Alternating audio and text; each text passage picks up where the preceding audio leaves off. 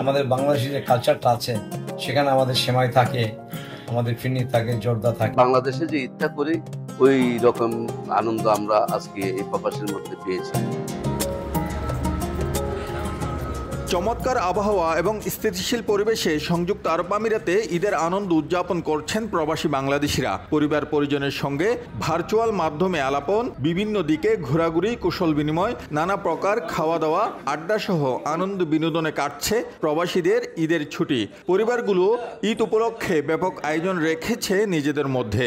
সবাইকে নিয়ে আমি ঈদগাহে যাই, ঈদের জামাত পড়ি এবং এসে সবাই আনন্দময় করে। আমাদের বাংলাদেশের যে কালচারটা আছে সেখানে আমাদের সেমাই থাকে, আমাদের ফিরনি থাকে, জর্দা থাকে, আমাদের তাজা গরুর মাংস থেকে সবকিছু মিলিয়ে অনেক সুন্দর খাওয়া দাওয়ার অ্যারেঞ্জমেন্ট ছিল। যেহেতু তাদের ফিল না করে আমার ফ্যামিলি এখানে নাই, ওই হিসাবে আমি অলওয়েজ চেষ্টা করি স্থানটা ফুলফিল করার জন্য। বিকাশে কম খরচে ক্যাশ আউটের লিমিট বেড়ে 50,000, প্রিয় এজেন্টও 2টা। সংযুক্ত আরব আমিরাতে ঈদ উপলক্ষে এবার লম্বা ছুটি উপভোগ করছেন প্রবাসী বাংলাদেশি সহ দেশটিতে কর্মরত বাসিন্দারা। দীর্ঘ 9 দিনের ছুটিতে বিভিন্ন পার্ক ও বিনোদন কেন্দ্রে ঈদ আনন্দে মেতে উঠেছেন দর্শনার্থীরা।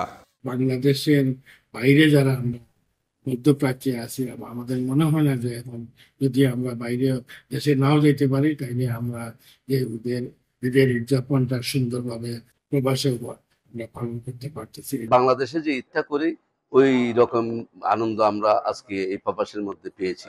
সবাইকে জানাই ঈদের শুভেচ্ছা এবং অনেক অনেক শুভকামনা। এদিকে ঈদকে কেন্দ্র করে আমিরাতের অনেক বাংলাদেশি সংগঠনের ঈদ পূর্ণমিলনীর অনুষ্ঠানে বাংলাদেশের তারকা শিল্পীদের অংশগ্রহণ করার কথা রয়েছে।